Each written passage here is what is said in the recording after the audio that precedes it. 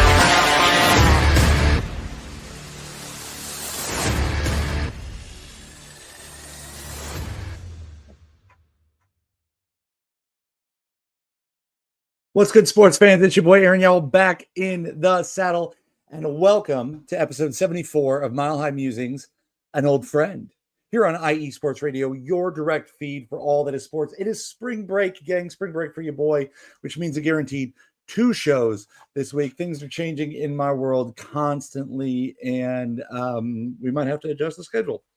Not going to lie, surprise, surprise.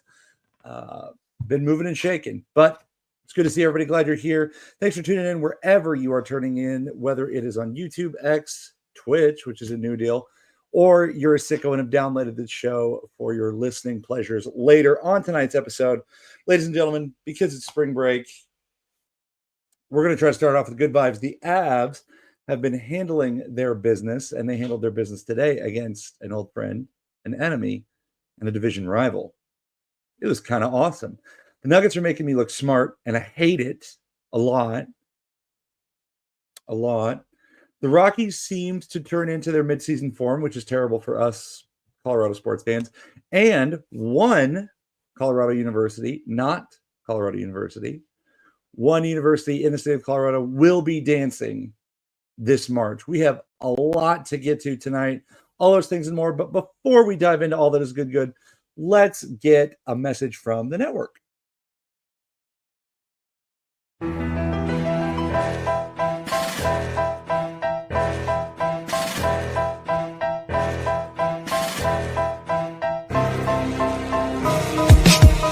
For the last 10 years, IE Sports Radio has been bringing you amazing content ranging from interviewing legendary athletes, coaches, and other authorized media personnel to building tailor-made shows dedicated to all major sports cities around the country. Make sure to follow us at IE Sports Radio on X, Instagram, Facebook, TikTok, and YouTube to keep up with the latest in sports and with all of our shows. Also, make sure to check out our daily updated website at iesportsradio.com.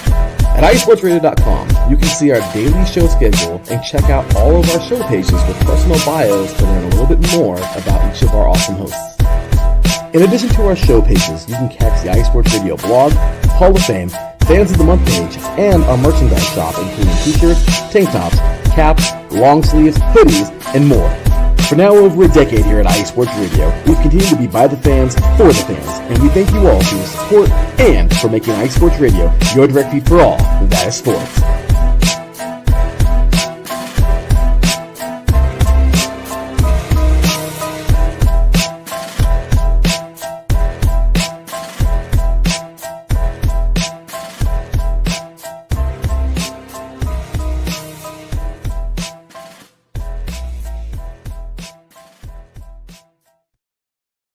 All right, let's get into it. First of all, I got to thank you for letting me be a little bit late to the party today.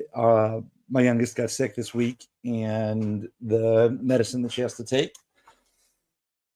is messing with her sleep schedule. So she's having a hard time napping and having a hard time going down for bedtime. And she's been awful clingy to daddy, which I don't mind at all. However, it did put me a little late today. So if I am a little more scattered than normal and feel a little less prepared, it's because I am. But as always, family first and foremost in this show. Taryn's in chat. What's up, Taryn? Good to see you. Glad you're here. So streaking. The Avs are streaking, sort of.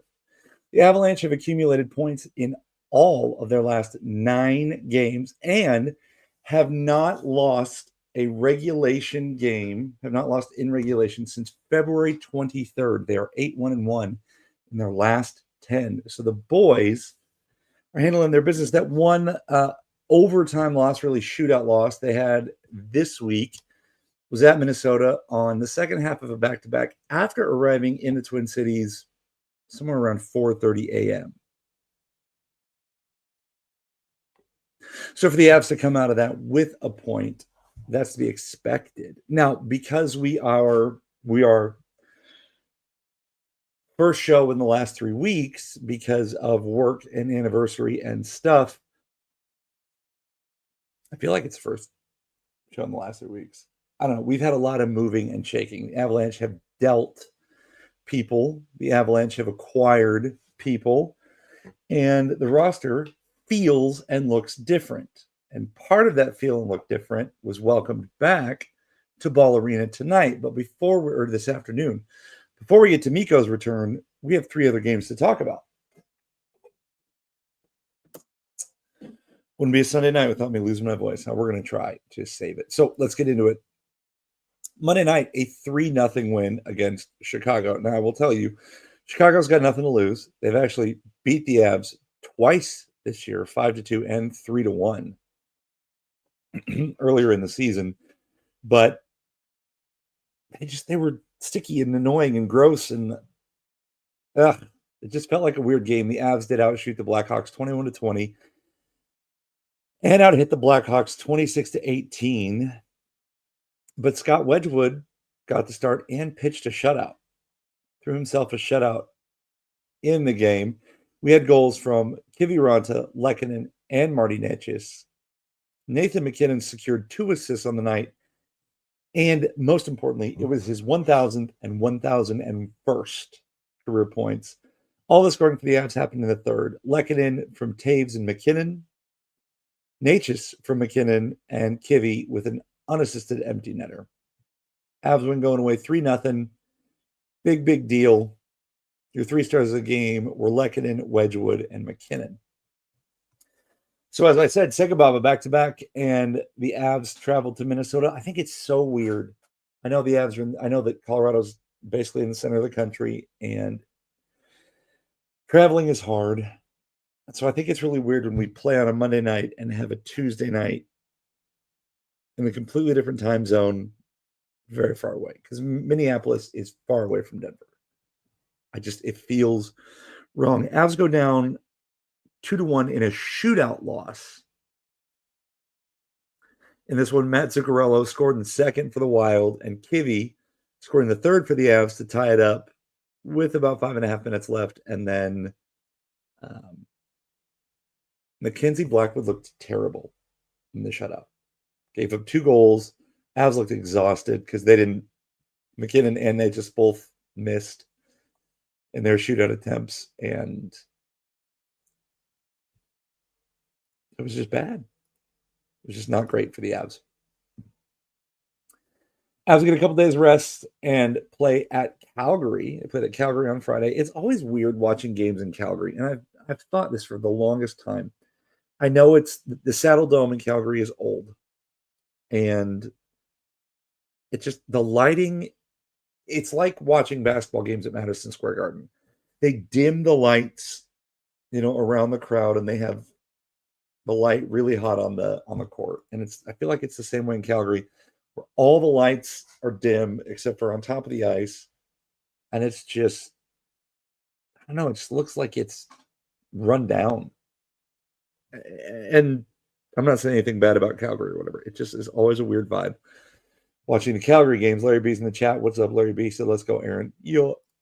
So the Calgary game, Avs win this one 4-2. Ryan Lindgren scores his first in an Avs sweater in the first period from Ross Colton, making it 1-0. And then Parker Kelly scores to make it 2-0 in the second. Calgary comes back with Blake Coleman scoring one in the third, and then Parker Kelly scoring a second of the game to make it 3-1. Avs give up a power play goal to Jonathan Huberdeau. It was a crazy goal. Weird tip off his face. Just insane. And then Val bags an empty netter to make it 4-2. Felt way, way closer than it should have been, especially that third period. That third period kind of got away from the Avs. But they come out with a win on the road, which is good. And then today, oh, buddy, today. Today was weird because it was a 1:30 start, which it was on TNT, so it was more like a almost 2 o'clock start. And Mikko Rantanen, after having been traded from Colorado to Carolina and Carolina to Dallas, returned to Ball Arena in the enemy sweater. And Avs fans don't like the Stars for whatever reason. I mean, I know there's lots of reasons. Hold on. For whatever reason. Lots of reasons. I live in Dallas. I don't hate the Stars as much as I hate other teams. If the Avs bow out before the Stars, I have no problem rooting for the Stars in the playoffs. But I will never root for the Stars against the Avs. There was something about seeing Mikko Rantanen in a Star sweater that just made me sick to my stomach. And I was trying to put the baby down for a nap, and I ended up getting nap trapped, and I'm watching the game on my phone, and I'm seeing him warm up, and there was this like visceral, terrible feeling in my midsection, and I was like, oh, of all sweaters, made me want to puke. And of course, Mikko has to contribute on the first goal of the game. Jason Robertson scored from Roope Hintz and Mikko Rantanen about 4 minutes into the game. And I was mad. I was so mad. I just couldn't believe that Mikko was there in a different sweater. And yeah, they gave him a nice tribute, and I watched it, and he looked sad. And there's a lot of conflicting reports that Mikko was blindsided. And so that makes me think his agent was doing double duty or wasn't talking to Mikko, or Mikko's just saying he was blindsided to not be the villain, but he's wearing the green, so he's now a villain. And there's reports coming out of Carolina that when Mikko got there, he's like, I've got 4 teams I'll play for. You're not one of them. And he looked like disinterested Mikko, which I've seen in this color sweater a lot. So when he was traded and we got Marty Necas, I had to throw my hands up in it. Say it was a business. Yes, I did get misty-eyed when they did the radio tribute to Mikko during the Boston game right after the trade, but I was not misty at all today. So Mikko contributes on the first goal for Dallas, and then the Avs rip off 3 in a row. Necas from Makar and Giroux on the power play in the first period, then Val from Kale and Devon Taves in the second, and Drouin from Malinsky and Nichushkin in the second at the end of the period to make it 3-1. And then Dallas scores 2 in literally 20 seconds to make it 3-3 in the third. And I thought we were dead to rights. Dead to rights. I was very afraid of what was about to happen. And then Kale said, hold my beer, eh? Avs get lucky and Dallas gets called for an offsides at the very beginning of overtime. Neutral zone faceoff. Brock Nelson wins it back. Kale to McKinnon and Brock Nelson almost collide into each other, which I've seen new Avs players run into old Avs players a lot in the last week. And it's very disheartening. And then Kale said, well, I'll just do it myself, and skates through basically all 3 of the Stars, going from left to right, fading away, and slides it past Jake Ottinger to win 4-3 in overtime.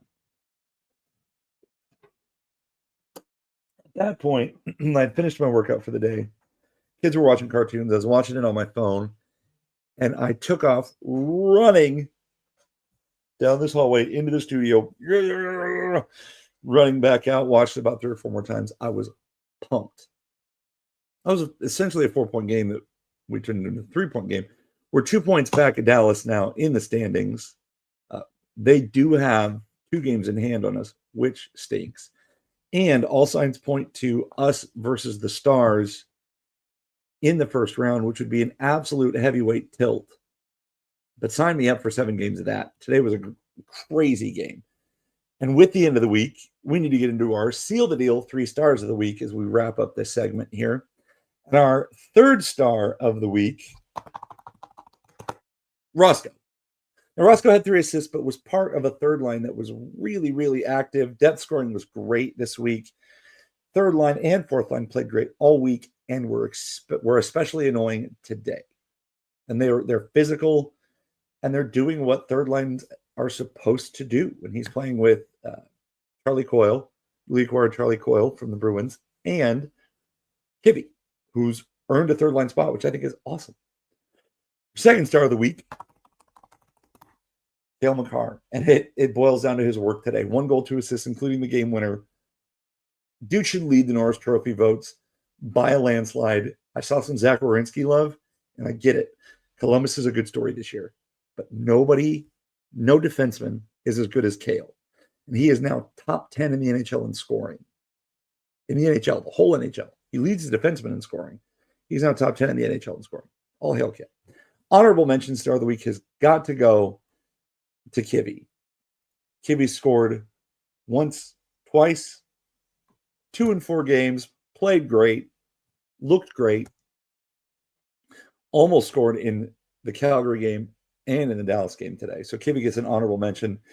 And your number 1 star of the week, definitely Scott Wedgwood, who went 3-0 this week, including a shutout against Chicago. Yes, it's Chicago, but made some saves, some incredible saves today that kept this game abs ahead, and then a tie. Yeah, he got cooked quick, but Scott Wedgwood, your number 1 star of the week. We're going to take a break. We're going to hear from Seal the Deal Wax Seals. And then on the other side, I hate. They're making me look like a basketball genius. You are with Mile High Musings here on IE Sports Radio, your direct feed for all that is sport.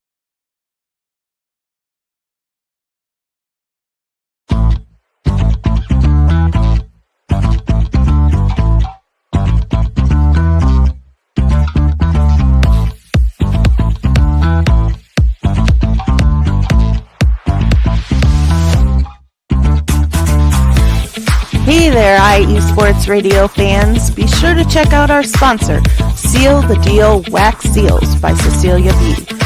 You just finished your very own wedding or baby shower invitations and you're looking for that extra special touch? Maybe you just wrote a letter to a relative or a friend and you want to add to their smile when they receive it. Then seal the deal with Cecilia's handmade sealing wax stamps for your invitations, letters, and gifts. You bring the deal, we'll bring the seal. You can find them on Instagram at sealthedeal_wax stamps and on Facebook, Seal the Deal Wax Seals.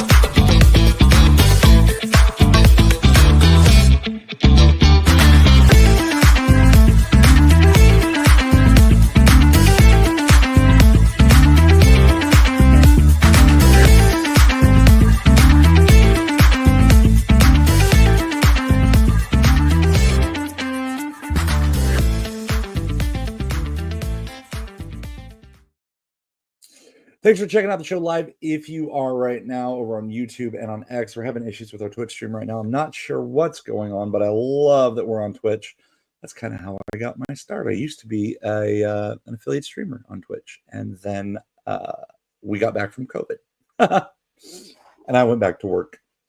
So if you're checking out the show now, thank you. Don't forget to like that video, retweet it, get it out there. If you are a sicko, I love you. Thank you for checking out the show later.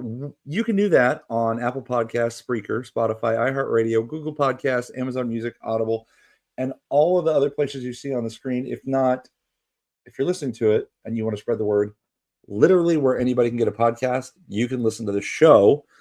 Don't forget to check out the show on X at @milehigh_IESR. And you can interact with me on X at Big AL. We had some new follows and some new fans hitting it up during the Avs game today, which was cool. Love that the community is growing. But jump over there, especially because the regular season's winding down and playoffs are when I get the spiciest. Let's get into our second segment, which I call Cupcake.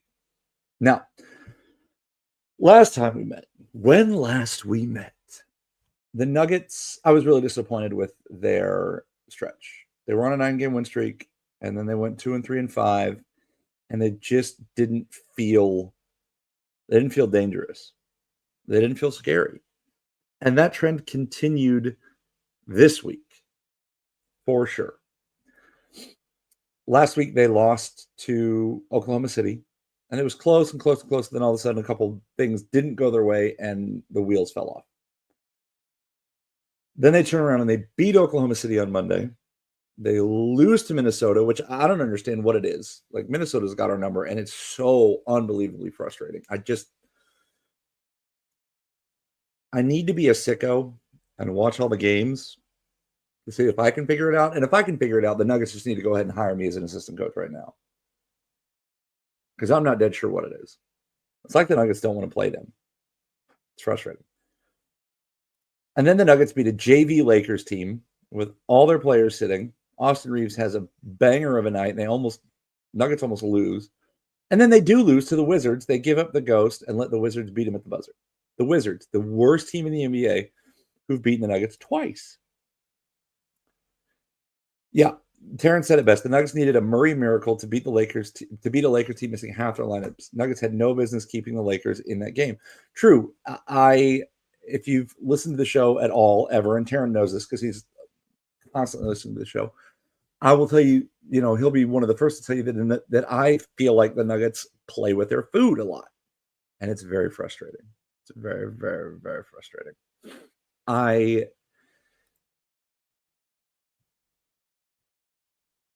really just hate that it's just so frustrating because it's gotten to the point where it's like, you don't scare me. Last time we met, last show I was on, I straight up told you, the audience, royal you, that I would not be surprised if the Nuggets get bounced in the first round. And as it sits, guess who we play in the first round? Either Golden State or Minnesota. Golden State's on a tear since they got Jimmy Butler, and Minnesota has beaten us 5 times in a row. Darren said Dalton Connect had a big night too, losing to the Washington Lizards. Yeah, it's very surprising. They definitely take L's. Dalton Connect, Colorado's own Dalton Connect. I kind of figured he'd have a big night because he was coming home. So, not surprised there. I like Dalton Connect as a player. Hate that he plays for the Lakers. Wish that he played for the Nuggets. But I digress. We had no business. Let's get into these games. Much as I don't want to. Okay, Monday night. 140-127 win over the Oklahoma City Thunder. Nuggets fandom, especially a respected network that I listen to a lot. I listen to all of their Colorado coverage to help supplement mine, was screaming about how we're back because we were the first team to put up 140 on OKC, the best defense in the league. It didn't matter. At the end of the day, it didn't matter. If we look at the box score from that game, Jokic, 35, 18 rebounds, 8 assists. Murray had 34 in the game. Every starter was in double figures. No AG. P-Watt had 16 off the bench. They went 8-man rotation, no AG. Get a dub. When I say hold Shai Gilgeous-Alexander to 25 points, that's because I respect how good he is. I hate that he's James Harden 2.0. But that's that. That's that. Thursday. Oh, no, just kidding. What was that? 12. So on Tuesday, Nuggets played at home, back-to-back, usually very good. No, that can't be right. Wednesday. I don't know what day it is. I'm on spring break already. Wednesday, Nuggets played at home against the Timberwolves. Timberwolves won by 20, 115-95. Nuggets weren't even in the game from the beginning. They were down 8 at the end of the first. They were down 9 at halftime, and then it just kept progressively getting worse. The closest we got was, other than early, was like 46-39 almost all the way through the second. It was just disgusting. And this one has a lot to do with Jamal Murray not showing up. Jokic, 34 points, was a minus 24. Jamal only had 12. CB only had 6. No Aaron Gordon again. And there's no way, I'm telling you right now, there is no way the Nuggets get out of the first round without Aaron Gordon. So if they're putting him on minutes restriction, great. Because we need him for the first round. Because we don't beat Minnesota or Golden State without Aaron Gordon. Period. End of story. I don't know that we beat Minnesota with Aaron Gordon. That's how much respect I have for what Minnesota's done to us lately. 5-0 in our last, or they're 5-0 in the last 5. Anyways, as Taryn and I were talking about, JV Lakers team, Murray clutch 3-pointer and Russ sealing the deal at the end. Jokic, 28, 7, and 5. Jamal, 26. CB had 22. It's a great game for him. But AG was back with 17. Michael Porter Jr. had 13. Not a great game. Russ had 17 off the bench.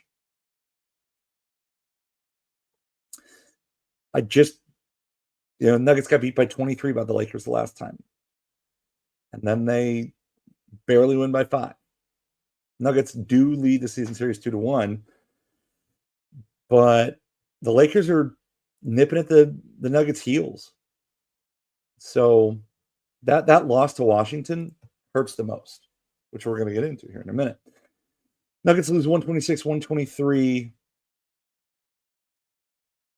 He rolls his eyes because I'm just so sick. Last night against Washington, Nuggets were up 14 at the end of the first. 14. And then they literally quit playing. They've given up 120 plus points to the Wizards twice. And the Wizards are terrible. Terrible. Yoke went for 40. Yoke had to go for 40 and played 39 minutes because we lost to the Wizards basically at the buzzer. Yoke had 40, 13, and 9. MPJ had 20 and 11. Russ had 22 and 11 assists. Jamal had 24. CB, single digit. That hurts. And then only 8 points from your bench. Whereas Washington got 28 points from their bench. It's not good, fam. And it's barely beating those Lakers. And the Lakers are good, but they didn't have everybody. So don't get twisted, my SoCal boys. Barely beating those Lakers and losing to the Wizards at the buzzer makes me very afraid for the playoffs. Playoffs. They're cupcakes, man.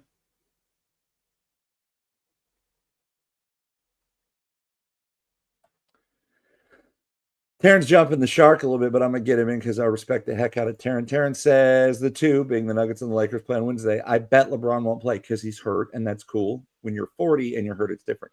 If he does, I won't. He's having. Amen. I know that LeBron's pretty dang hurt. So getting into this upcoming week, Nuggets are on a 4-game roadie. West Coast swing a little bit.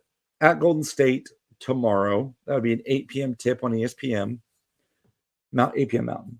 Wednesday at the Lakers. 8 p.m. tip, Mountain, on ESPN. Friday up at Portland, 8 p.m. tip. And then Sunday at Houston, 5 p.m. tip. If we look at the remaining schedule, 2, 3, 4, 5, 6, 7, 8, 9. The Nuggets have 9 games remaining against teams that are currently in the playoffs. They play Houston twice, and they need to win both of those, and both of them are on the road at Houston. Desperately need to win those. They play Memphis at home. They need to win that game. They really need to beat the Lakers. And then they play Utah again. They need to get Chicago back because they got beat by Chicago. They play Minnesota again. Just don't love what the Nuggets are putting down. But we do need to get into our vital apparel, vital performance of the week. And that has got to go all the way back to Monday to our guy, the one and only Nikola Jokic. 35 points, 18 rebounds, 8 assists. He was a +8. He had 1 steal, 1 block, only 1 turnover on those 8 assists. Jokic doing what Jokic does. We're going to take a break. On the other side, do you all have your dance cards ready? Because the madness begins on Tuesday. You are listening to Mile High Musings here on IE Sports Radio, your direct feed for all that is sport.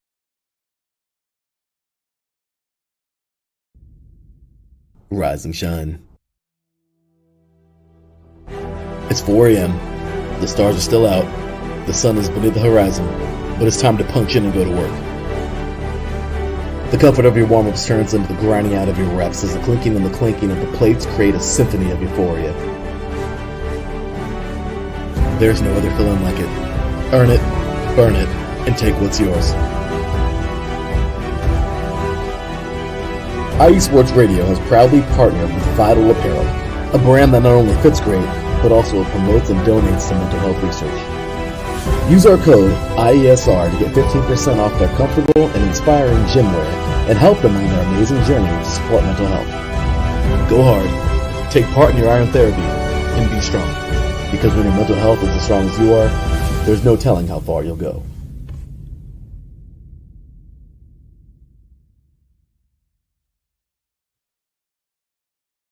And we're back. Sorry, you caught me in the middle of looking at something. We're back. Welcome to Mile High Musings here on IE Sports Radio, your direct feed for all that is sports. I did just go over to Twitch and see that we are rocking and rolling. Larry B, thank you for fixing that stream. I appreciate you, or Angela, or whoever jumped on and fixed that stream in the middle of the show. Karen, whoever it is, I greatly appreciate you. Let's get into our third segment. And our third segment, which is usually our campus crawl, is not our campus crawl. It's dancing. There's one university in the state of Colorado that has, in fact, punched their ticket to the big dance. So today is Selection Sunday, and I will tell you that over the course of the last 7 or 8 years, my love and ability to watch college basketball, my love for and my ability to watch college basketball have deteriorated. It's one of the hardest things. I'm going to be honest with you. It's one of the hardest things about doing this show is that there are so many different things to watch. And with 2 kids and a job that demands a lot of evening hours, it is hard to watch all the things. In my prep for shows, it's a lot of watching the Avalanche. It's a lot of watching the Nuggets, of course, Broncos, football on Sundays, but that's 82 plus 82 plus 17. So all you math majors, it's 101 or 181 games that I have to keep up with, not including the 162 terrible games that the Rockies will play, plus all of your college football, all of your college basketball, college hockey, the Rapids who were winning. Shout out to the Rapids before we get into segment 3, who won this weekend in Austin. Shout out. Plus there's the Mammoth. It's a lot. And I'm not saying all of that because I want your sympathy. I'm simply saying I wish I knew more about what was going on with the tournament this year. I just don't. I do know this. And I've been highlighting it throughout the course of the season. CSU, the CSU men's team, has been the most consistent college basketball program in the state of Colorado. For sure. Now,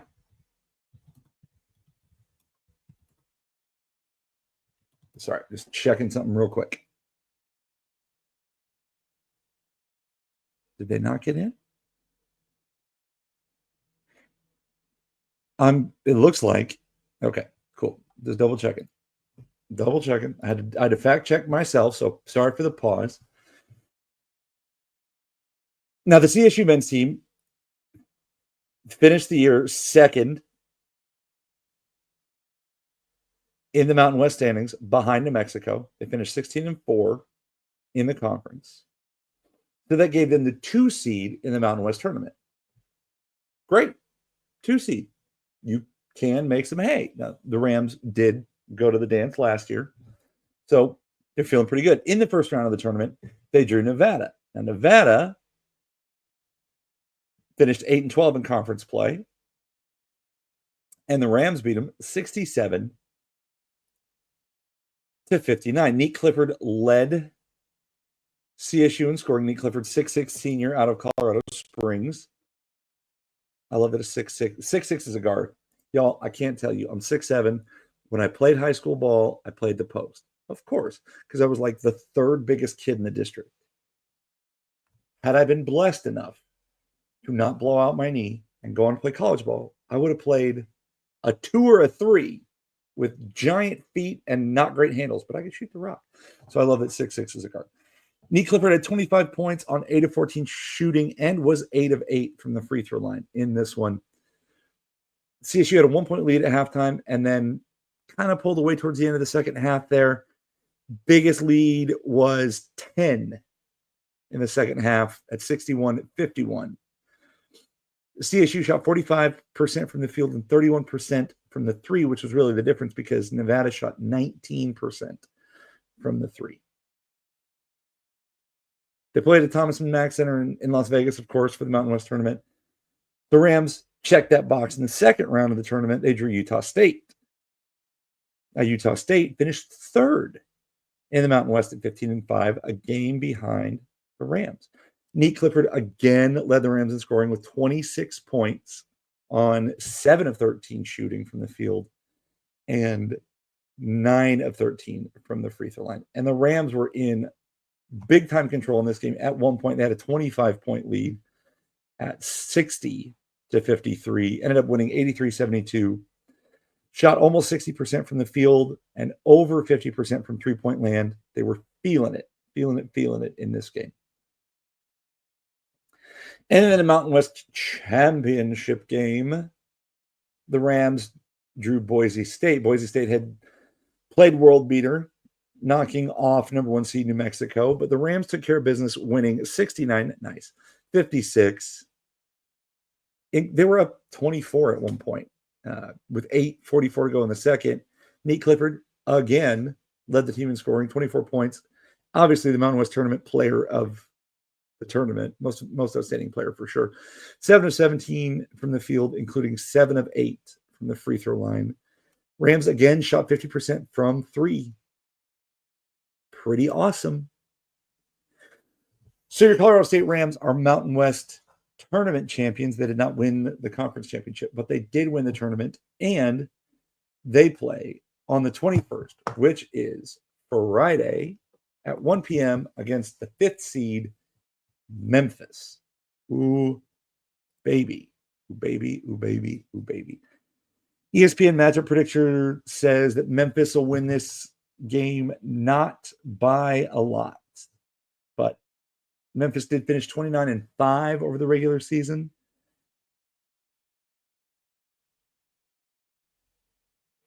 Yeah, sorry. Just looking at their last run, their run to win. I mean, they won the American Athletic Conference. They finished first in the conference for the regular season, and then beat UAB in the conference championship game today by 12 points. So the Rams have their work cut out for them for sure. It's, I love to pick a 12 over a 5. Might have to go homer and pick CSU, especially if they're going to shoot 50+% from the 3-point line. Terrence says CSU definitely has a chance against Memphis. I'm not picking against them. I'm not with the way that Neat Clifford. Sorry, I have something in my eye. Not the way that Neat Clifford's been playing lately, and the team came together in the Mountain West tournament. Hopefully, they can capitalize on that and give us a little run. So we got our eyes on you, Rams. Go Ram Grit. Pinkies are short. I can't do that. We're going to take one more break. On the other side, we're going to finish our episode today with our spring training report. You're with Mile High Musings here on IE Sports Radio, your direct feed for all that is sports.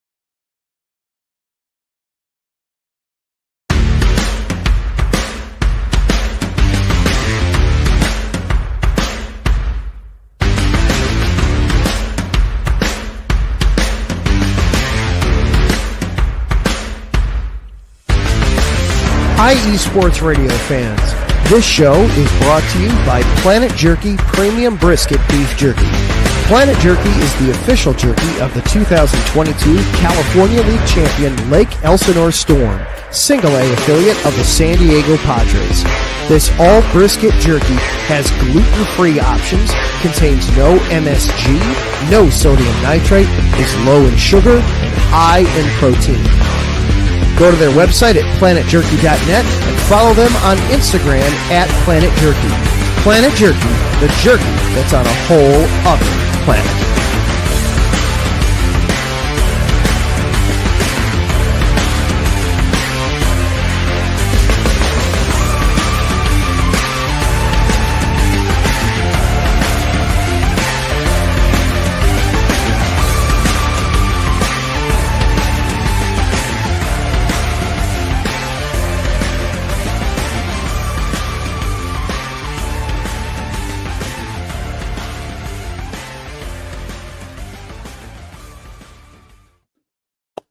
Thank you again for tuning in tonight, whether you're catching us live on YouTube, Twitch, or X, or if you're listening to the show later because you're a pure sicko. We love you, and we are glad that you are here. Again, thank you for letting me be late, because family first and foremost. Again, interact with us all the ways that you can on X, over on Instagram. Don't forget to check out the website, iesportsradio.com, especially .com/MileHighMusings. For the show schedule, we will be back live next Sunday, March 23rd. It will be after my oldest daughter's 7th birthday. So I'll be all hopped up on Mountain Dew and birthday cake, and we'll be pumped up for it. And we'll be going into the week. Tournament will be rolling, and hopefully the Rams will still be alive at that point. That means they would have won 2 games, but we'll see. So I'm looking back at my notes. I've got my notes from our last episode, from episode 40 or 73, pulled up, and I got to the spring training report, and I went, because these notes say the Rockies are the second best team in the Cactus League and better than all Grapefruit League teams except for one. Now, if I were to switch over to the Rockies stats and all that jazz now, they are dead center of the Cactus League at 12-11. They've lost 3 in a row. That's right. 3 in a row. And the last time I talked to you was probably, let's see, the 9th was my anniversary. So it would have been Sunday the 2nd. And they had lost a whopping 3 games in Cactus League to that point. Yuck. They've lost. They're 2-8 in their last 10. So when I tell you that they're rounding into midseason form, those of you sicko diehard Rockies fans know exactly what I'm talking about. Exactly. And Chase Dollander did get a win this week against Cleveland. Looked good. Had a garbage outing, his last outing, which was against the Athletics last Saturday. And then came back and won and looked good. And the Rockies did beat the Padres on Thursday 13-2. But lost 5-0 on Friday to the Rangers. John Gray got the win, even though his wrist got shattered in the game, which was creepy and scary. Lost to the White Sox 2-1 yesterday, and got smoked by the Kansas City Royals 10-2 today. The Rockies have 9 spring training games left. I tweeted out earlier in the week, I said, oh, look, it's mid-March, and my baseball excitement is at its peak, which means the Rockies have 2 weeks before they start playing games that mean anything, and I'm ready for football season. Y'all, I wish it wasn't so, but Rockies CEO Dick Monfort did do an interview with Mike Kisla, formerly of the Denver Post, now the Denver Gazette, during spring training, and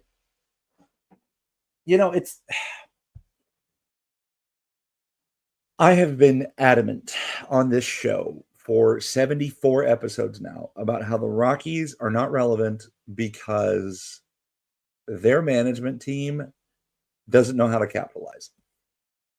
In the article, Monfort said that it's unfair that there are 5 teams that are championship teams. There are 5 tier 2 teams, and then there are 20 also-rans, or as he put it, have-nots. What is incredible to me is that Colorado is in the center of the country. The Rockies play in the center of the state, in the center of the country. Could have a fan base in Wyoming, New Mexico, Utah, Western Kansas, Nebraska, Iowa, and don't. The Montforts have not done a good job at all with TV deals, which is the biggest thing for division rivals LA, who are working with budgets in the billions. They also did a really bad job with contracts like Chris Bryant. And you can't blame it on attendance, because that's not it. Because the Rockies, statistically, have some of the best attendance in Major League Baseball every single year. 2 reasons. One, 90%, 95% of baseball season in Denver is perfect. It is the most perfect weather you're ever going to get. And I'm sorry, you can debate with me all you want, but as a homer sicko, nothing beats June baseball in Denver. The weather's perfect. So people are going to go to Coors Field because the weather's perfect. And you're also still getting attendance because Rockies season ticket holders are selling their tickets to all the other teams' fans who are making the trip to Denver, to see their team get what is basically a guaranteed win. The fan base of the Colorado Rockies since 1993, since the Rockies' inaugural season in Denver, all they've wanted is a relevant team. And we've had it like twice. The 07 run, which was insane. And then in 2018, 17, 18, the last time the Rockies were in the playoffs. They constantly trade away all our good players. They trade away all our good prospects. They don't make good TV deals. They make deals with broadcast companies that limit their viewership because they don't offer that network on all of the available Colorado cable and satellite companies. And they're not doing a good job getting their product out to people in neighboring states who could very easily be Rockies fans. It's sad. I don't want to root for another baseball team. I've tried. I have literally tried over the 14 years that I've been in Texas to root for the Rangers, the Cardinals, literally any, like, I can't watch the Astros. They're a bunch of cheaters.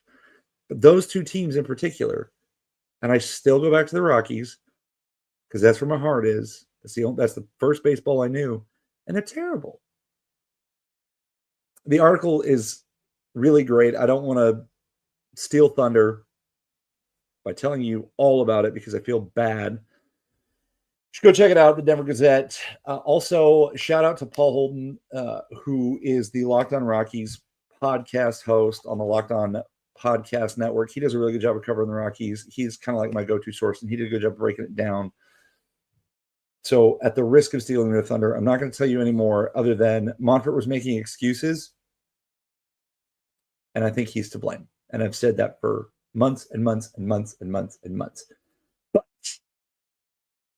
I have ranted quite long enough. I want to thank you all so much for stopping by.